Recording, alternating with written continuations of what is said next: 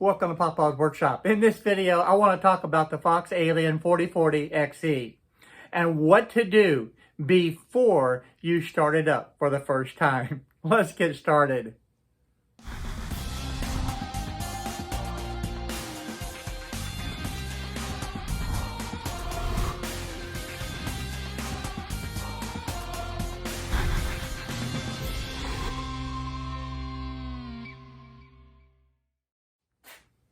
When you get the FOXAlien CNC router, it's basically already assembled.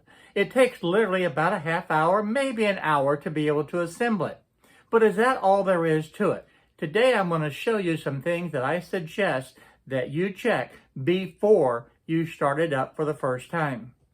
Because as with any piece of equipment, when it gets shipped literally around the world, things get loose, screws come loose. And it's a good idea to check it before you start up the machine for that first time. So I want to show you the different steps that I go through to ensure that that machine is ready to work and it's going to be successful carving out the project. The first thing I want to show you are these little pulleys right here. And you see that little set screw? I'm going to try to zoom in real close. That set screw can come loose. If that comes loose, you're going to be losing steps. When that machine tries to move, this wheel is not going to move, or it's going to move a little bit, and the stepper motor is just going to spin in there. Now, one thing I want to point out is there's actually two set screws, one right here, and then there's another one right up here.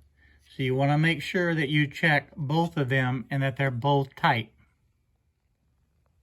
Now you have one on this. You also have one over on this side, on this stepper motor. And you also have right here, you have one, and then there's another one right down in this area. So you need to make sure that all of those are tight. So I've got a little small Allen wrench, and I want to go in there, and I just want to make sure that that is tight. Now, if you find it loose, you can get some Loctite and put that onto this little set screw, and that will secure it. Now, you want to use the blue Loctite if you choose to do that. Now, this is the Loctite. This is a thread locker, and this is the blue, and this is what you want to use. They also make a version that is the thread locker, and it's red. That red will permanently put that set screw in there where it will not come out. The blue, which is I suggest that you use, is going to make it where it will not come loose, but at least you will be able to remove it at some point in the future should you decide to. Now, checking those screws on the stepper motors is probably the single most important thing to be able to check. The next thing that I want you to concentrate on any screw, nut, bolt that is on this machine that you did not tighten or put together when you assembled, go through and check it and make sure that it's tight. It's not that the people at the FOXAlien manufacturer put it together incorrectly. It's the fact that during shipment, it gets thrown around so much that that vibration can make things come loose. So now is a good time to check the whole entire machine. And quite frankly, you should take a regular maintenance schedule and do this on the machine anyway, because just through normal use, it can do the same thing. Screws, nuts, and bolts can come loose. Now what I'm going to do is start at the front left-hand corner and check every one of these screws and make sure that they're tight. And I'm going to move on to this for the gantry here. Same thing on the back side. I'm going to come right around to the other side and check this. We'll check all of these screws as well as the screws here on the front. The next thing that I will do is on this part, I will check all of these screws to make sure that they are tight. And I'm going to do the back side as well and make sure they're tight, including the stepper motors themselves. I want to make sure that they're tight. And these screws. So every single screw on here needs to get checked. And then I'll shift over and do the same thing on this side and make sure that every single screw is tight. From there, I'm going to come up to the Z-axis and I'm going to start with the stepper motors, make sure that they're tight, and work my way around to include the Z-axis and make sure that every single screw is tight. And once that's done, then we're going to take a look at the belts next. Now, as I start this process, I would strongly suggest to you that you get into a routine, that you follow the same exact process each time, and you check the screws pretty much in order. That way you're not going to forget any. And quite frankly, the other thing that I would suggest is putting this checklist down on paper. Because after each and every carve, you need to clean the machine. You also need to inspect it to see if anything is loose. That doesn't mean take the Allen wrench out and check every single screw, but it does mean inspect it. Now that one was a little bit loose.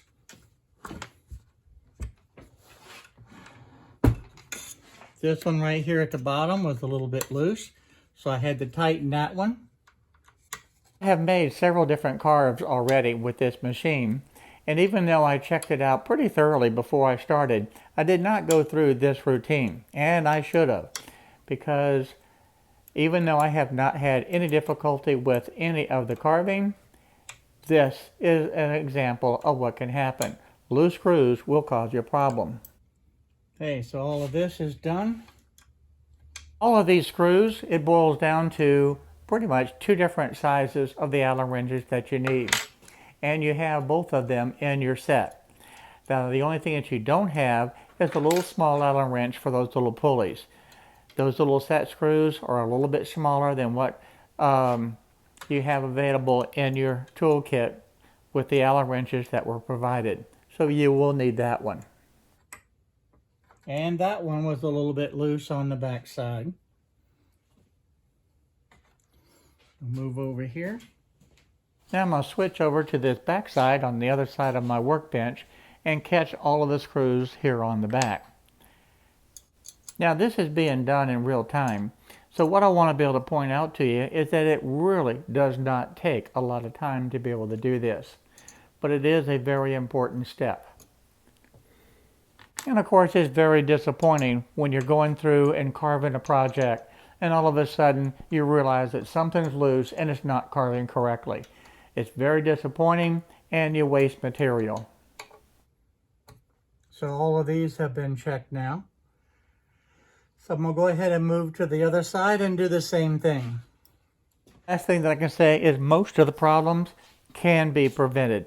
So I'm going to say that they are preventable in most cases. It's a little bit tricky, but you got to get right down in here and make sure that that is tight.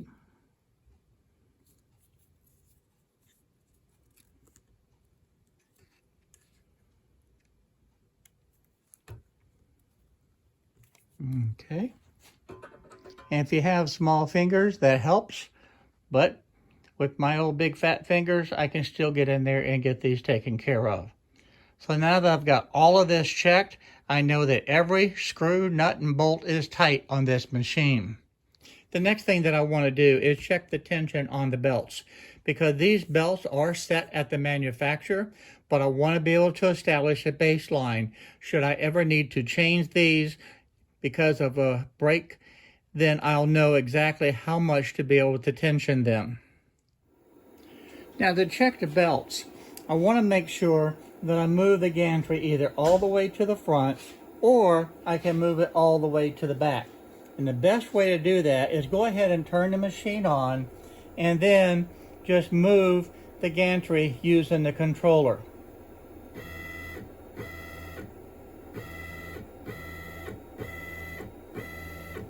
And the reason being is If you try to move this when the machine is off and you're trying to move it by hand, you run the risk of damaging the controller.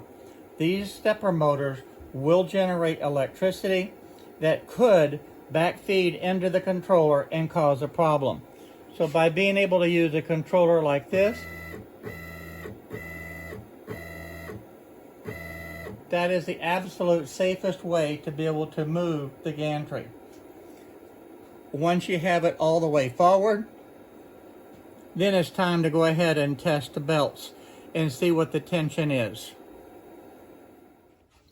Now you can move the gantry either all the way forward or all the way back. The next thing is I put a little S-hook right in the middle of this belt. And then I'm just going to use a typical fish scale and I'm going to hook that on there. And I've got a 1/2 inch piece of material and I'm going to raise this up a 1/2 inch and see what the poundage is. And that is 2 pounds. So that gives me a baseline now on the tension on these belts. And I'm going to check the one on the other side as well and see if this is 2 pounds, then the other side should be 2 pounds. So I'm going to do the exact same thing. I'm going to take this small hook. I'm going to lift up the belt very carefully and slip that S-hook underneath. And then from there, I'll take my fish scale, hook it on, and then I'll raise this up the 1/2 inch. There we go. And I'm just under 2 pounds. That will be good. So that establishes the baseline for this. Should you ever need to adjust the belts or replace them, you can remove these 2 screws because this little plate is actually holding the belt down. There's really nothing in the instructions that show this, but this belt just comes underneath, loops up through this hole right here, and comes over the top. And then you secure it here. So you would need to have a pair of pliers or something to be able to grab hold to the belt. And it's going to be longer because this was cut off at the factory. And be able to stretch and pull until you had that 2 pounds of tension with the fish scale. And once you have that, then you can go ahead and tighten these screws back. Okay, this is actually designed where that belt will come underneath this L bracket, up through this hole right here, and then back over. And then when you put the tension that you need to have on the belts, then you will tighten these 2 screws. And these 2 screws actually go through the L bracket and puts pressure against this Y-axis on each side. And this screw would actually be tightened and tight all the way back to this point. This is a secondary screw here that also holds it from being able to move. So you have 2 points of contact to be able to hold this L bracket in place. These 2 screws will hold the belt so that it cannot come loose. Now this emergency stop is another possible problem that you may have. If this is pushed down, this is like a limit switch, and that's how I'm going to phrase it. This will stop the machine instantly. And if this is down, when you turn the machine on, you're going to get the little question marks on the screen, and you're not going to know why that your machine is not working. So make sure that this is twisted and pulled up. When you push this down, it will stop it immediately. Follow the arrows, you'll twist it, and it'll pop back up, and you see it spin back into position. And now it released, popped up, and it turned back. That's very important. The next thing I want to make sure of, you got to determine how you're going to control your machine. If you're going to use the controller, make sure that this little switch is pulled forward. If you're going to use the PC, then you want to have that switch back. Because if you're trying to control the machine with the PC and it's in this setting, it's not going to work. It's going to give you problems.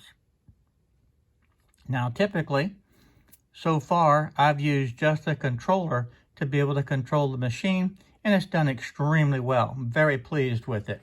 So if you're brand new to the CNC machine, I would suggest you create a checklist that you can go through and be able to have regular maintenance on your machine and to be able to check it this first time.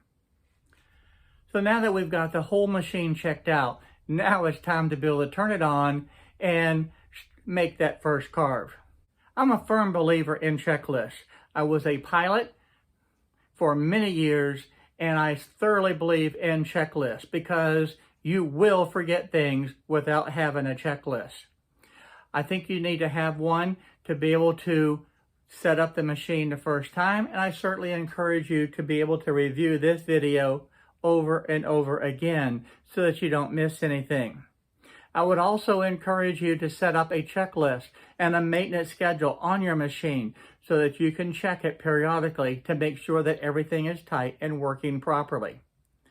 After each carve, I also would suggest that you clean the machine thoroughly because a clean machine will make a big difference in the carves that you have. I hope that you have a lot of fun with your FOXAlien 4040XE. I know I am. I love it. It's great being able to have the machine carving running without the need to have the internet in the shop and without having to have the computer down in the shop as well. I want to thank you for watching this video today, and if you found this information useful, please do me a favor and go ahead and subscribe to the channel, because I'm going to be doing a lot more videos on the FOXAlien CNC machine, as well as the X-Carve and the CNC for newbies. I'm going to be constantly experimenting and doing different things with the three machines, and you're not going to want to miss out on that. So please subscribe and hit that little bell notification down below so that you won't miss out on any of the videos that I upload. I also want to take the opportunity today to thank the Patreons. The Patreon community is growing rather quickly, and I appreciate each and every one of the Patreons for what they do in help of the support of this channel. Because with the Patreons, they actually are helping to be able to support this channel, and I appreciate each and every one of them, and I appreciate each and every one of you for watching the video today. So I look forward to seeing you on the next video on whatever I'm working on in the shop. Bye-bye now.